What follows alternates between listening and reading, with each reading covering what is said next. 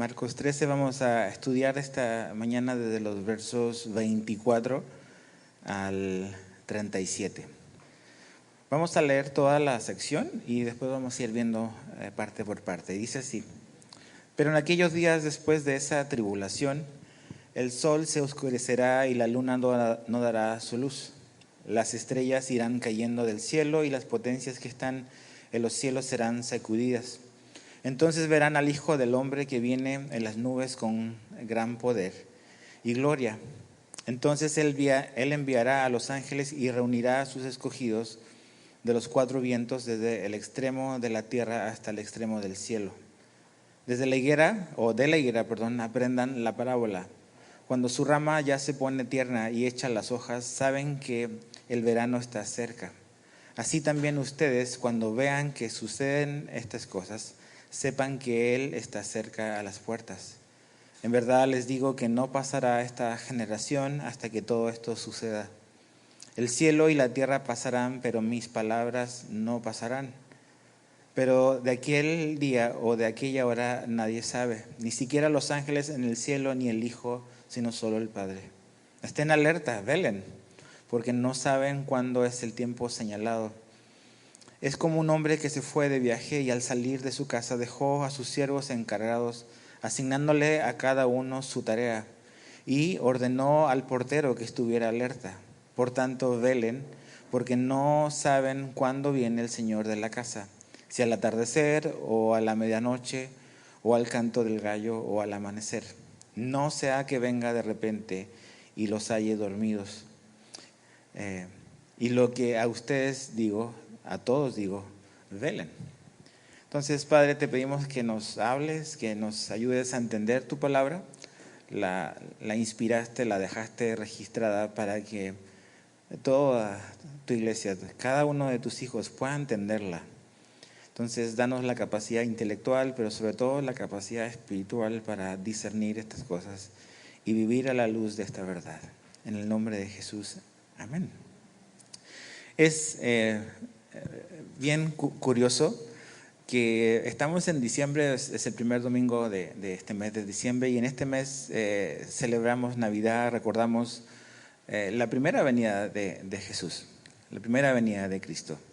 Pero en este texto que tenemos hoy por delante, Jesús nos habla de su segunda venida, de una segunda vez en que Él va a venir y que va a ser muy, muy distinta a como fue la primera. Entonces, ¿qué es lo que hemos aprendido hasta este momento, en este capítulo que hemos estado como que estacionados y hoy concluimos estos domingos? Es que básicamente en Marcos 13 es una versión más corta de lo que Jesús o de lo que Mateo 24 y 25 tiene registrado. Pero al menos lo que hemos visto es que Jesús nos muestra un panorama general de la historia del hombre, de ese periodo de tiempo específico entre la ascensión de Jesús al cielo y su segunda venida, que es el evento que culmina el relato de hoy. Entonces es un panorama así bastante amplio en las cosas que Jesús dijo en esta sección que hemos visto. Es que básicamente hay ciertas señales, hay ciertas cosas que debemos de esperar y que sus discípulos debían de esperar. Jesús comenzó hablando de que el templo de Jerusalén iba a ser destruido. Eso se cumplió el año 70 después de Cristo. Pero también habló de señales que van a haber engaños, va a haber conflictos bélicos, conflictos políticos, van a haber desastres naturales y también va a haber persecución. Jesús les anticipa eso para que esas cosas no sean algo desconocido, a lo cual ellos o tenían que ver el futuro de esa manera. Ahora, la semana pasada específicamente hablamos de un periodo en la historia, un tiempo que Jesús menciona aquí en el verso 19 como la tribulación. Y dijimos que ese periodo de tiempo llamada la tribulación es lo que está explicado a detalle en Apocalipsis, específicamente de los capítulos 6 al capítulo 19. Jesús nos dice aquí en Marcos 13, verso 19, que ese tiempo de la tribulación es un tiempo que nunca ha habido uno como ese y nunca habrá. Es un periodo de tiempo en la historia único, terrible, muy, muy complicado. Será un tiempo, como vimos la semana pasada, de 7 años por esta última semana de Daniel, que está en Daniel 9, y que esa semana o esos 7 años va a estar dividido justo a la mitad por un evento que Jesús dice, esa señal es importante, y Jesús habla de esta abominación desoladora que habló Daniel, que es básicamente ese momento en el cual este príncipe que ha de venir, dice Daniel, va a profanar el templo. Esa es la figura que coloquialmente conocemos como el anticristo o la bestia, como dice Apocalipsis. Él va a profanar el templo en la mitad de esos 7 años, va a exigir que básicamente todo el mundo le adore como un Dios. A partir de ese momento Jesús le dice a los que están en Judea que tienen que huir, porque cuando ponemos todas las piezas en su lugar y ves Apocalipsis a detalle, entendemos que a partir de ese momento la bestia o este príncipe que ha de venir va a perseguir al pueblo de Dios, va a perseguir a Israel. Dios va a guardar a un remanente que es 1/3 más o menos de los judíos, los va a guardar porque tiene que haber una nación para cuando Jesús retorne físicamente. Entonces, en ese momento nos quedamos, ¿no?, de esta abominación desoladora. Y si te fijas leyendo, fíjate ahí en tu Biblia, en el verso 24, Jesús dice, pero en aquellos días, ¿no? Dice, después de esa tribulación, no está hablando de una tribulación en general, dice, de esa tribulación, está hablando de un momento específico. Dice, de esa tribulación. Entonces, quiero hablarte del corazón de esta sección, que Jesús está hablando de un evento, de el evento, que es asombroso, es increíble, es espectacular, también es terrorífico, que está en el futuro. Y el evento está en el verso 26. Dice, entonces verán al Hijo del Hombre que viene en las nubes con gran poder y gloria. Jesús mismo está diciendo, en el futuro, después de ese tiempo de tribulación, va a ocurrir este evento. Y el evento es que el Hijo del Hombre, Jesús está hablando de sí mismo, es un título que Jesús agarra, que está inspirado en palabras de Daniel, el profeta, va a venir, dice, en las nubes y dice, con poder y gloria, con poder y gloria. Entonces ese es un evento, es algo que va a suceder un día. ¿Qué es lo que la Biblia nos dice de ese evento, de este evento que Jesús está describiendo aquí, de cuando Él venga con poder y gloria en las nubes? Podemos ver que la Biblia nos dice que su segunda venida será una venida que será física y será visible. Es física y visible. El miércoles, si no estuviste acá, hicimos un mensaje especial sobre el rapto y dijimos que el rapto es diferente a la segunda venida. El rapto es algo más privado, es algo que ocurre nada más entre Jesús y su iglesia, los que han creído en Él. Jesús viene, no toca la tierra, está en las nubes y se lleva a su iglesia. Pero este evento es un evento que es físico y visible. Mira lo que el libro de los Hechos 1, 10 y 11 dice. Hechos 1, 10 y 11. Mientras Jesús ascendía, estando ellos mirando, los apóstoles, fijamente al cielo, se le presentaron 2 hombres con vestiduras blancas, que le dijeron, varones galileos, ¿por qué están mirando al cielo? Este mismo Jesús que ha sido tomado de ustedes al cielo, vendrá de la misma manera, tal como lo han visto ir al cielo. ¿Y cómo lo vieron ir al cielo? Lo vieron, se vio, fue visible, pero también fue físico.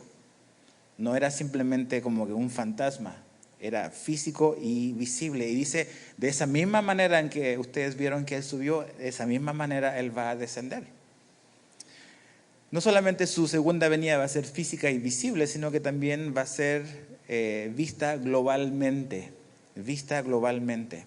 En Apocalipsis 1:7, Juan escribe, dice, Él viene con las nubes, dice, y todo ojo lo verá. Es un evento que todo ser humano que esté vivo, que haya llegado vivo a ese momento, podrá ver, podrá contemplar. Es una venida física, visible y vista globalmente. Pero la pregunta es, ¿a qué viene Jesús? ¿Cuál es el propósito de su segunda venida? Su segunda venida será para establecer su reino, el reino de Cristo en esta tierra. El profeta Daniel, en Daniel 7, versos 13 y 14, dice, él habla mucho de las profecías en la segunda parte de su libro, y de estas visiones que Dios le da para entender lo que viene en el futuro. Y él escribe en una profecía que está registrada en Daniel 7, dice: seguí mirando, dice, las visiones nocturnas, y en las nubes del cielo venía uno como hijo de hombre. Es lo que está citando Jesús. El Hijo del Hombre va a venir. Dice, venía uno como hijo de hombre que se dirigió al anciano de días y fue presentado ante él.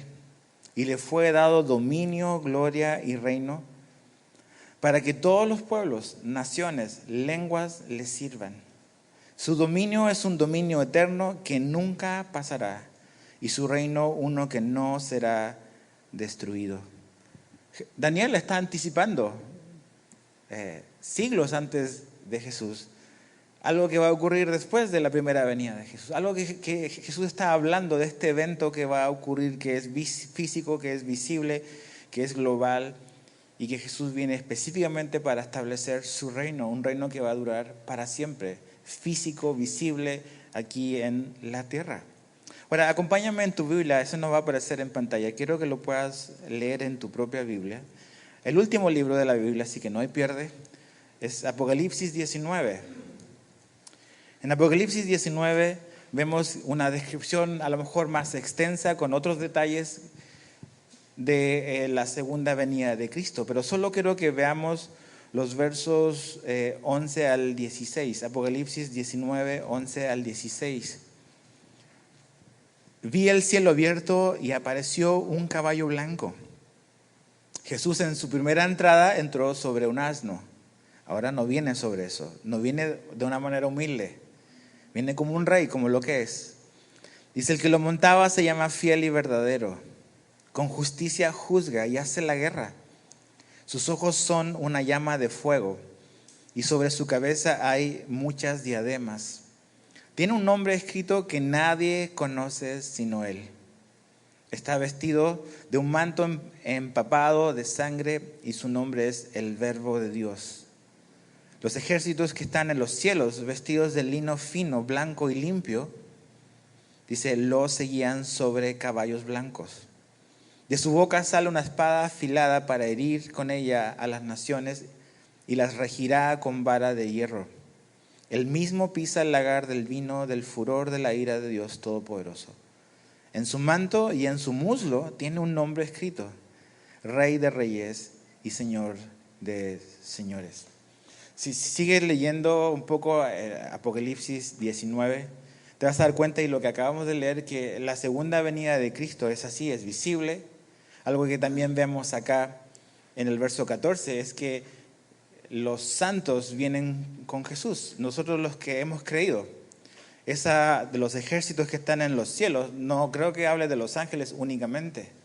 Este es un regreso físico, y siempre que aparece esa descripción como vestidos de lino fino, blanco y limpio, siempre es una referencia a las personas que han sido justificadas por la sangre de Jesús. Entonces creemos que los que regresan en esa segunda venida con Cristo a la tierra son los santos que han creído en Jesús a través de la historia, la iglesia, los que fuimos arrebatados con Él 7 años antes. Descendemos con Cristo y vemos una fuerte carga aquí de un aspecto como de judicial, como de conquistador de Jesús. Jesús viene a juzgar a los moradores de la tierra, viene a juzgar a la bestia, viene a destruir a sus enemigos. Entonces, todas estas cosas son parte de las cosas que van a ocurrir en este evento donde Jesús retorna por segunda vez. Ahora, ¿cómo es un poco la cronología de esto? Vuelve ahí a Marcos 13. Dice, verso 24 y 25, dice, pero en aquellos días, después de esa tribulación, el sol se oscurecerá y la luna no dará su luz. Las estrellas irán cayendo del cielo y las potencias que están en los cielos serán sacudidas. Entonces, ¿cuál es la cronología? ¿Cuándo va a ser esto? Dice que será en aquellos días después de esa tribulación. Si lees el relato paralelo que Mateo registra sobre las palabras de Jesús, en Mateo 24, 29, Mateo registra inmediatamente después de la tribulación será su venida, Jesús va a aparecer. Entonces, ¿qué es lo que hemos aprendido de la tribulación? Es un periodo de 7 años divididos a la mitad por la abominación desoladora.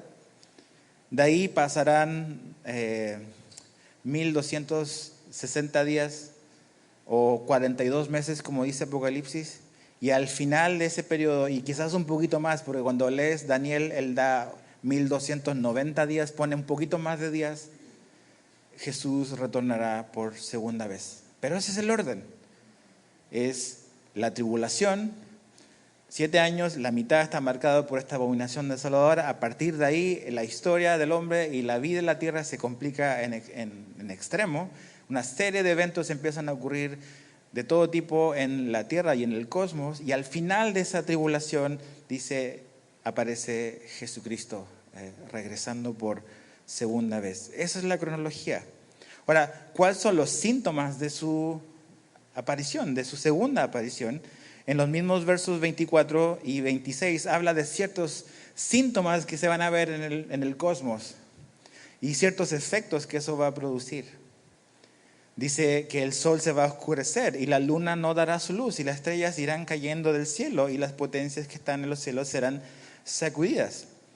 Para entender un poco más esos detalles vas a tener que volver a leer Apocalipsis o escuchar la serie que hicimos en Apocalipsis. Pero básicamente lo que Jesús está hablando acá es que muy, muy cercano a su segunda venida van a haber una serie de anomalías astronómicas de tamaños gigantescas, como que el sol se va a oscurecer. Por defecto, si el sol se oscurece, ¿qué pasa con la luna? La luna tampoco va a brillar, porque la luna no tiene luz propia, es simplemente un reflejo del sol. Dice que las estrellas caerán del cielo. Apocalipsis habla de eventos astronómicos que van a ocurrir durante la segunda mitad, la última mitad de la tribulación, que es la gran tribulación. Pero aquí Jesús dice algo que me llama mucho la atención. Dice que las potencias del cielo serán sacudidas. Y la idea, cuando un poco como que investigamos y profundizas un poco más en esa frase, es que el cosmos, hay una fuerza, dice, que básicamente tiene al universo en su lugar, o sea, está en un orden, que sostiene el universo. Pero que cuando se acerque la segunda venida, esa fuerza o ese poder en cierta manera, va a desestabilizarse un poco. No sé qué específicamente o eso significa, pero pudiese significar que las cosas que están funcionando en el universo, en un lugar determinado y en un lugar que Dios las creó, quizás van a haber variaciones en eso. Quizás, no sé, no podemos ser dogmáticos, pero incluso a lo mejor el ángulo o la manera en que los planetas rotan alrededor del Sol va a ser influido, va a ser trastocado, no sabemos. O sea, va a ser tal momento en el cual Jesús no viene de un lugar lejano, no está como que en el planeta, quién sabe dónde escondido Jesús, y aparece y tiene que hacer un largo viaje. Jesús viene y se introduce al mundo creado, Él está fuera de su creación.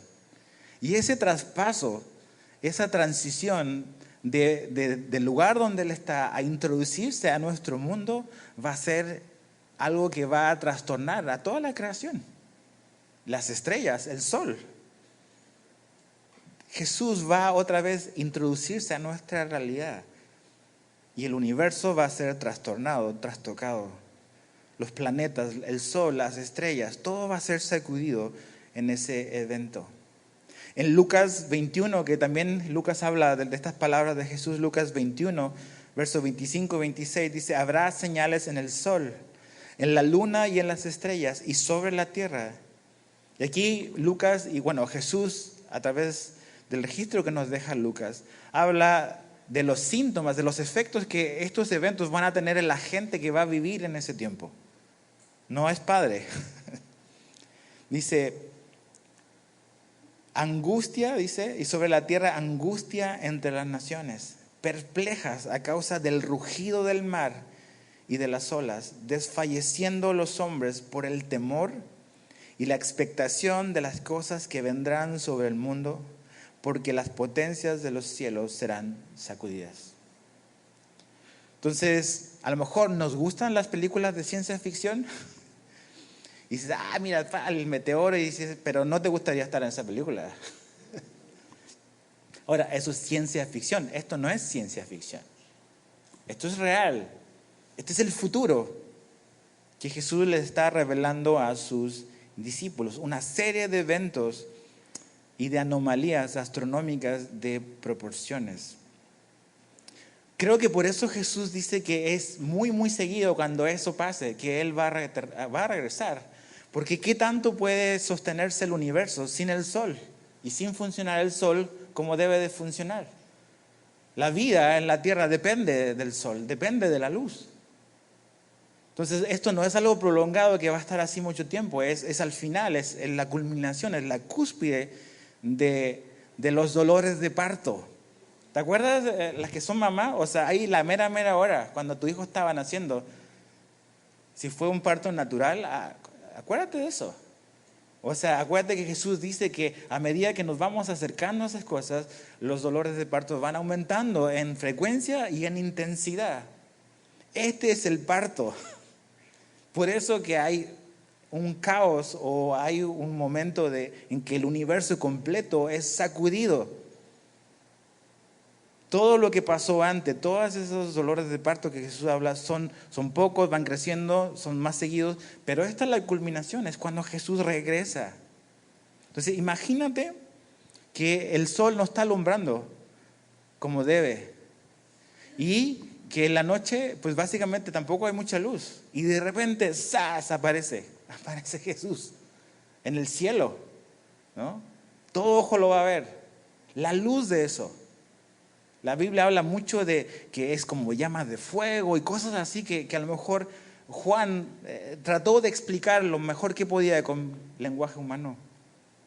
Pero es evidente que eso causa terror en la gente que está viviendo en la tierra. Ahora, estos eventos que Jesús habla acá son eventos que fueron profetizados anteriormente en el Antiguo Testamento por los profetas del Antiguo Testamento. Si eres de los que toma nota, te voy a dar algunos textos que pudieses leer más adelante. Isaías 13, 9 al 11. Isaías 13, 9 al 11. Ezequiel 32, 7 al 9. Ezequiel 32, 7 al 9. Joel 2, 30 al 31. Joel 2, 30 al 31. Amós 8, 9 al 10. Amós 8, 9 al 10. Y Sofonías 1, 14 al 15. Sofonías 1, 14 al 15. Pero te voy a leer uno, el de Isaías 13, 9 al 13.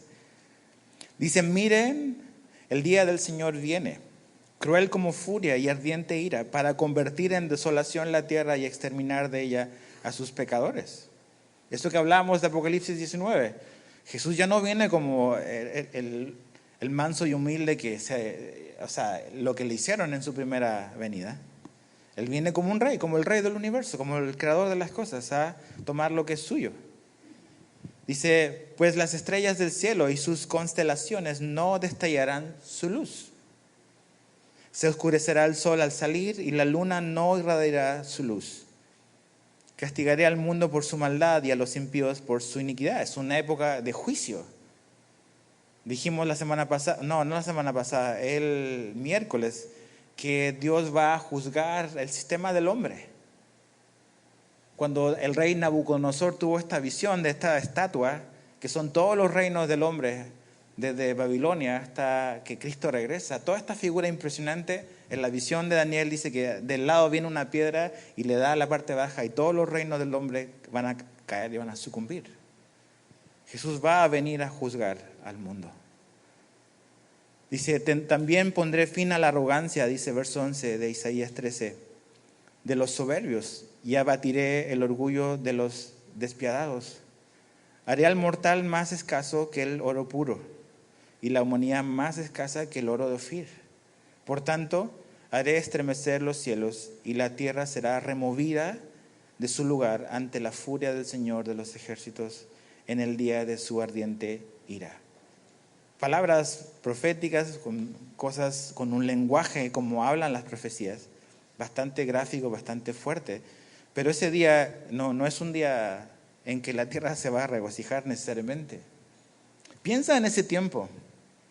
Súmale que la Biblia dice que el tiempo de la tribulación es un tiempo donde Dios va a juzgar la tierra. Pero pone ahí en la licuadora y agrégale otro factor. Es un tiempo donde Satanás va a esparcir su odio en contra de los judíos y en contra de los que crean en esa época. Y agrégale otro componente, la rebeldía y la rebelión de la humanidad, con una abierta maldad y descarada. Entonces tiene los ingredientes perfectos para hacer un tiempo súper tormentoso, con muchísima maldad. Por eso Jesús viene a juzgar y a establecer su reino. Entonces, esos son los síntomas que Jesús habla de los momentos previos a que Cristo regrese por segunda manera visible y física a la tierra. Ahora, volviendo a Marcos 13, en el verso 27 dice algo: entonces Él enviará a los ángeles y reunirá a sus escogidos de los cuatro vientos, desde el extremo de la tierra hasta el extremo del cielo. ¿Qué es lo que va a ocurrir ahí? ¿Qué es lo que creemos que va a ocurrir ahí? Es que básicamente lo que va a ocurrir cuando Jesús llega, Jesús va a juzgar a las naciones. Pero también Jesús va a reunir a su gente. Va a reunir a los judíos que fueron guardados por Él. ¿Se acuerdan en los versículos previos? Cuando Jesús le dice, cuando sea la abominación desoladora, ¿qué tienes que hacer? Huir. Los de Judea huyan.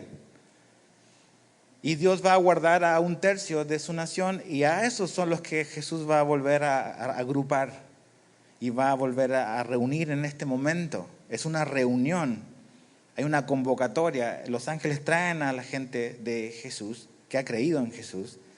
Pero también en este momento los que hayan sobrevivido esos 7 años y que hayan puesto su fe en Jesús. Porque dijimos y hemos dicho muchas veces que durante esos años, por muy terribles que son, van a haber personas no judías que también van a creer por la predicación de Cristo en esa época. Y los que hayan logrado sobrevivir ese periodo de tiempo tan trágico y tan peligroso serán reunidos también en esto.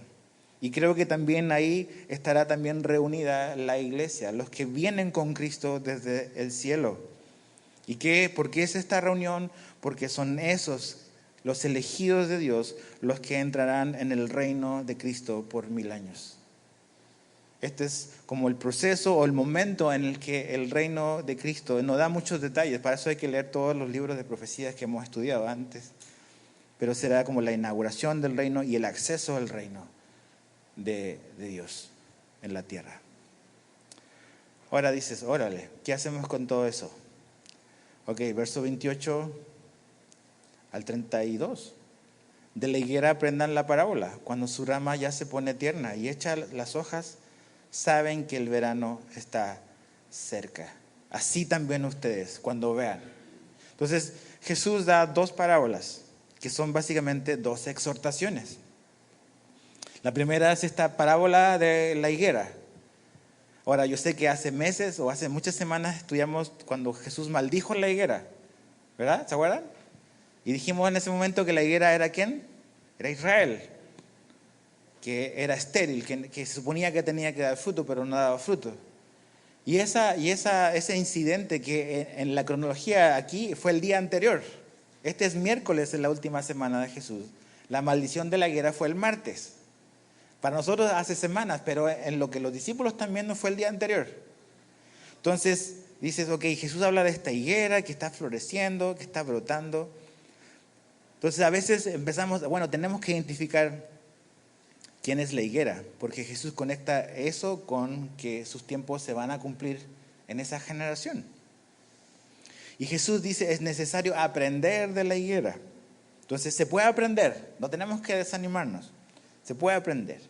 Y lo que básicamente Jesús dice es que en la higuera, cuando se ven las hojas que están brotando, que ya están verdes, significa que el verano está muy cerca. O sea, ya es primavera y que el verano está a las puertas. Y Jesús usa eso para decir, de la misma manera en que ustedes ven la higuera, que ya tiene hojas porque el verano ya viene, de la misma manera, cuando vean las señales que Jesús dice acá, que están sucediendo, dice, Jesús está cerca. Entonces, ¿para quién va esta exhortación? ¿A quién va dirigida? Yo sé que los apóstoles están oyendo, pero que Jesús habla aquí de una generación en particular. Es decir, la generación que vea estas cosas suceder Esa es la generación que tiene que saber que Jesús está pronto a venir. Entonces, ¿por qué yo decía que teníamos que tener cuidado con interpretar quién es la higuera? Porque aquí Marcos pone la higuera, pero es bueno como que complementar siempre el relato con lo que dicen los otros evangelios para tener el panorama general. En Lucas 21-29, no vayas ahí, pero Jesús dice en este mismo momento, dice, miren la higuera y todos los árboles. Entonces, Jesús no está hablando únicamente de la higuera. La higuera es importante para Israel, pero Jesús dice como todos los árboles, miren la higuera y todos los árboles. Y con todos los árboles, incluido la higuera, pasa lo mismo. Y es que cuando va a venir el verano, las hojas empiezan a salir verdes, empiezan a brotar. Entonces, no, ¿por qué digo esto? Porque muchos, o una manera en que se ha interpretado esto, es que dicen, ok, la higuera representa a Israel. Y cuando la higuera ya está brotando, significa que Jesús viene pronto. ¿Y cómo se ha interpretado a veces esto? Y creo que está erróneo. Ok, por casi 2000 años Israel estuvo desaparecido, después del 70 después de Cristo. Pero en 1948 Israel volvió a formarse como nación, después de casi 2000 años de estar desaparecidos o no estar formalmente constituidos. Y muchos interpretaron ese incidente que es importante y sí creo que tiene que ver con que nos vamos acercando a las cosas que dice la Biblia. Pero muchos interpretaron, y yo no estoy de acuerdo con eso, en que esa es la higuera a brotar, que ya apareció. Entonces, cuando apareció Israel en 1948, Jesús dice que esa generación que vea eso es la generación que va a ver la venida de Cristo. Pero por eso es importante ver que Jesús no dice que es únicamente la higuera. Son la higuera y los restos de los árboles. El punto que Jesús quiere conectar es tan sencillo, es como cuando ves que empiezan a salir las hojitas en los árboles, ¿qué significa? Que el verano ya va a venir, que el invierno quedó atrás. Entonces Jesús está diciendo que la generación que vea estas cosas ocurrir, y Jesús da una señal muy muy clara y potente de cuándo estamos cerca, la abominación desoladora, ¿se acuerdan? La generación que vea eso ocurrir es la generación que tiene que decir, el Señor ya está cerca, el Señor ya viene. Porque Jesús después dice, nadie sabe el día ni la hora. Nadie sabe el día y la hora exacta del regreso de Jesús. Ahora, el que no sepamos el día y la hora exacta no significa que no podemos ver las señales y los síntomas. Por algo Jesús nos está hablando de cosas que tenemos que estar mirando. Pero es evidente que esta exhortación de la parábola de la higuera va dirigida a las personas, a la generación que verá esas señales ocurrir. La abominación desoladora. ¿Ok? Creo que ese evento es significativo, es muy puntual y es muy específico. Cuando pase eso, dice, ok, puedes contar 42 meses, 1260 días. Daniel da una cifra un poco más larga, como 45 días más después, creo, no me recuerdo muy bien este momento. Y pasando ese tiempo, en cualquier momento va a llegar Jesús, pero el día y la hora exacta nadie sabe. Eso es lo que Jesús está diciendo. Esa es la primera exhortación. La segunda exhortación está en el verso 33 al 37. Estén alerta, velen, porque no saben cuándo es el tiempo señalado. Es como un hombre que se fue de viaje y al salir de su casa dejó a sus siervos encargados, asignándole a cada uno su tarea, y ordenó al portero que estuviera alerta. Por tanto, velen, porque no saben cuándo viene el Señor de la casa, si al atardecer o a la medianoche o al canto del gallo o al amanecer, no sea que venga de repente y los halle dormidos. La parábola del mayordomo, pudiésemos llamarla. Y si te fijas, hay una palabra que se repite 4 veces y es velar. Velar. La palabra velar significa estar constantemente despierto o mantenerte despierto. Y eso es el énfasis que Jesús quiere dar. No es tanto que estemos viendo que cualquier cosa puede significar la venida de Cristo, es que estemos constantemente despiertos, haciendo lo que tenemos que hacer, no dormidos espiritualmente. teniendo claro que nadie sabe el día ni la hora en el que el Señor vendrá, pero que podemos estar preparados para ese día cuando sea que llegue, y sobre todo, algo muy importante, podamos estar preparados cuando nos toque ver al Señor, sea que venga o nosotros vayamos con Él antes, al morir. Entonces, aquí Jesús da esta parábola donde habla de que básicamente cada uno de ellos debe de estar alerta y vigilando, siempre despiertos. Y al final le dice, y lo que a ustedes digo, o sea, a los que estaban ahí oyendo a Jesús, les dice lo mismo, velen, estén despiertos. Estén despiertos. Creo que es una súper buena exhortación de Jesús para nosotros, para los cristianos de toda la historia. Tenemos que estar velando. Debemos de estar despiertos, no dormidos, porque estas cosas van a suceder. Ahora, hemos visto que en este capítulo Jesús nos da una serie de señales de cosas que tienen que ocurrir antes de que Cristo venga por segunda vez. Pero el miércoles estudiamos sobre un evento que está antes de la segunda venida de Cristo, que es el rapto. Y para el rapto de la iglesia no hay ningún evento que tiene que ocurrir. Ese asunto de la inminencia, de en cualquier momento puede suceder, es algo, y no hay ninguna señal que Jesús hable de cosas que van a ocurrir antes del rapto, pero sí habla de cosas que van a suceder antes de su segunda venida. Entonces, por eso debemos de estar, como dice Jesús, despiertos y atentos y velando y andando en lo que Dios nos ha puesto a hacer. El miércoles hablamos y escucha el audio o el video. Hablamos de 4 cosas que podíamos hacer. Básicamente es caminar en santidad, evangelizar, servirnos unos a otros y vivir confiados, si no mal recuerdo. Pero hoy quiero hablarte de otra cosa y con esto voy a terminar. Quiero que vayas conmigo al libro de Hebreos, por favor. Hebreos capítulo 10. Hebreos 10. Voy a leer del verso 24 al 25. Hebreos 10, 24 al 25. Vamos a leer desde el 23, perdón. Dice, mantengamos firme, la profesión de nuestra esperanza sin vacilar, porque fiel es aquel que prometió. Considerémonos cómo estimularnos unos a otros, al amor y a las buenas obras, no dejando de congregarnos, como algunos tienen por costumbre. ¿Ves? Ya desde el primer siglo era una costumbre no ir a la iglesia. Sino exhortándonos unos a otros, y aquí nos da la razón por la que debemos hacer todas estas cosas. Y mucho más al ver que el día se acerca. Pablo dice, mira, el día del regreso de Cristo, el día en que Él venga por nosotros, está cerca. Imagínate, hace 2000 años. Pero él dice que esa noción y esa realidad de que Él va a regresar debe de movernos o motivarnos a ciertas cosas en las cuales debemos de ocuparnos. Entonces, teniendo o pensando en que, debemos de mantenernos despiertos. Generalmente cuando no estás haciendo nada, te vas a quedar dormido.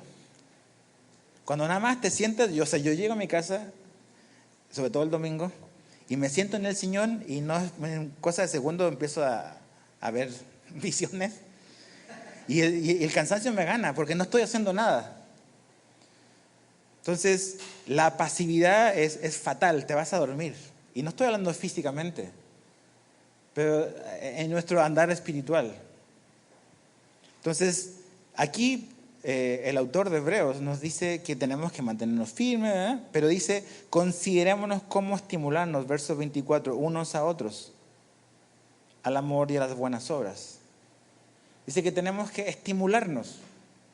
Un estímulo es algo externo que hace algo para que eso sobre el cual está haciendo un efecto pueda responder y lograr un movimiento o lograr alguna acción.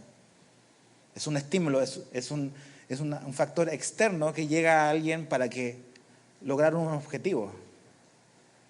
Y dice que esa es la manera en la cual tú y yo debemos de relacionarnos como iglesia. Tenemos que estimularnos unos a otros, dice, ¿pero a qué? Al amor. Tenemos que estimularnos al amor, en andar en amor, en practicar el amor, como Jesús nos lo modeló, y también a las buenas obras. Pero ¿en qué contexto hacemos eso? No dejando de congregarnos. No nos podemos estimular al amor y a las buenas obras si no nos congregamos. Si nada más nos contentamos con conectarnos por internet, y no estoy hablando más de los que están viendo esto, pero si ese es nada más el modo de, ok, yo enciendo un dispositivo y veo una transmisión y soy edificado, voy a ser alimentado. No hay duda de eso. Pero hay algo que ocurre en el uno a uno, en la vida congregacional, en el asistir físicamente a un lugar. Somos estimulados a las buenas obras y al amor cuando estamos juntos, no cuando estamos separados. Ahora, eso significa algo. Significa también que el servicio, por ejemplo, de adoración que tenemos el domingo o que tenemos los miércoles o cualquier día en el cual nos reunimos físicamente como la iglesia de Cristo, la reunión no termina cuando el que está dirigiendo las alabanzas dice, hermanos, están despedidos. A partir de ahí ocurre otra cosa, es que tenemos que estimularnos unos a otros al amor y a las buenas obras. Si tú te vas saliendo luego acá, ¿cómo vas a ser estimulado a las buenas obras y al amor? Y no solamente cómo vas a ser tú estimulado, es cómo tú vas a estimular a otros al amor y a las buenas obras si termina esto y huyes. No puedes. No podemos. Entonces dices, es que tú no sabes, la gente es muy complicada. Lo sé. ¿Por qué? Porque yo soy complicado. Entonces lo entiendo. Pero es bueno el roce. Es bueno el hierro con hierro porque se afila. Es bueno tener viento en contra porque te hace más fuerte. Dios va a usar a tu hermano para estimularte al amor. Vas a tener que amarlo, sí o sí. Y Dios te va a dar amor por esa persona difícil, por lo que quieras. Y hay mucha gente amorosa y muy buena onda, lo sé.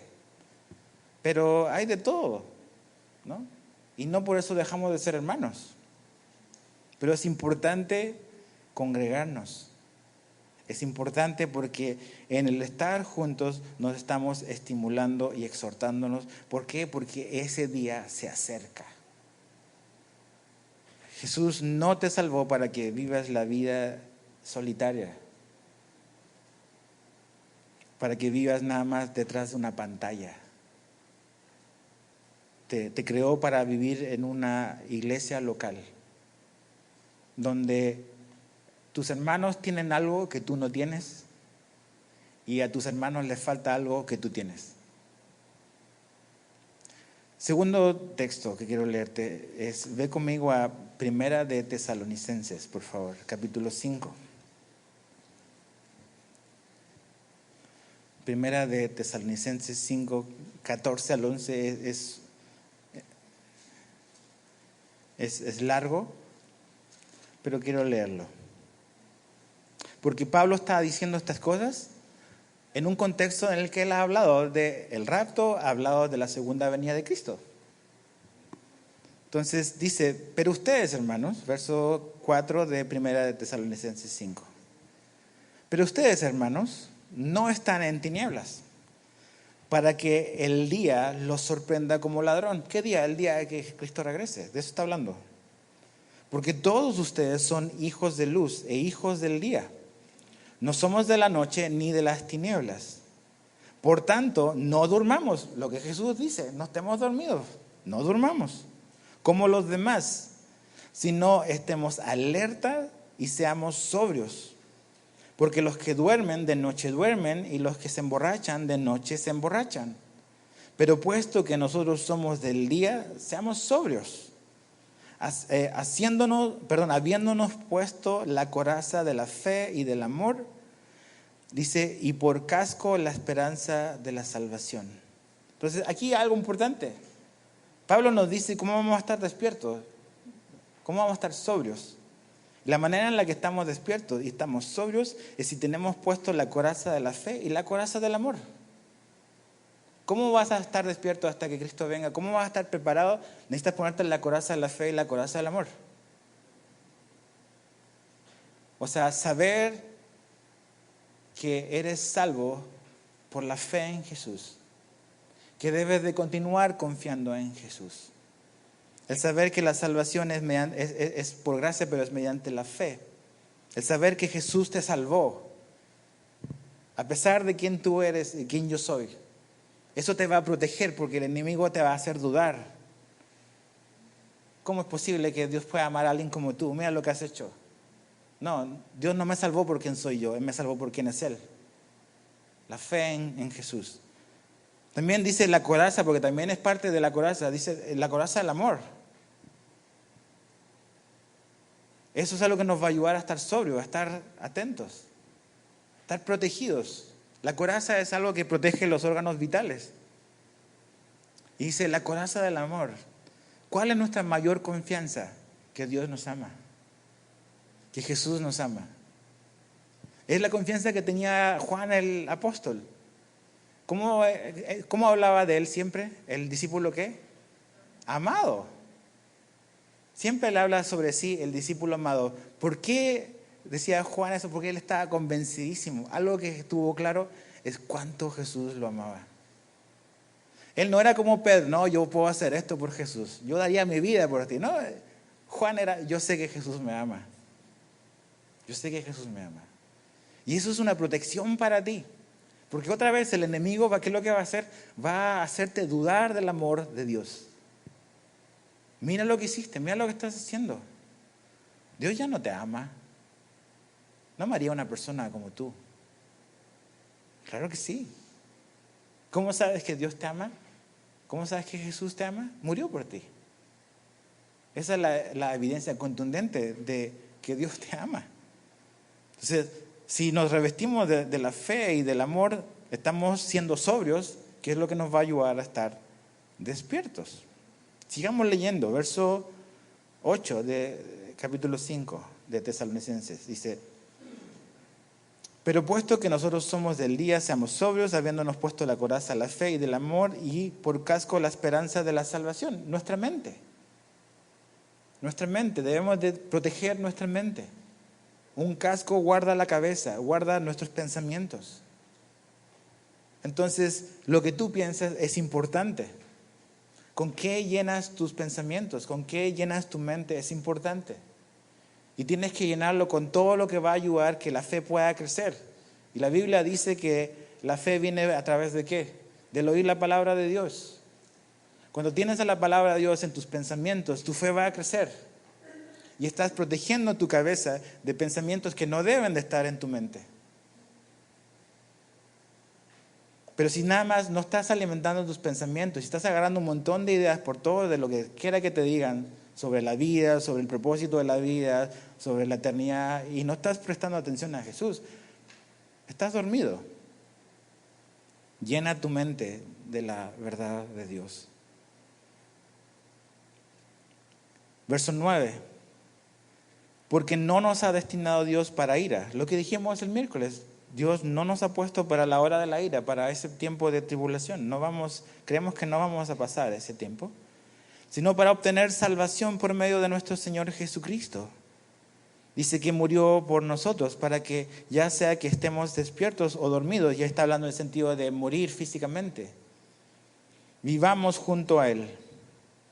Y dice, por tanto, es como una manera de decir, ok, por todo lo anterior, como una conclusión, por tanto, confórtense los unos a los otros.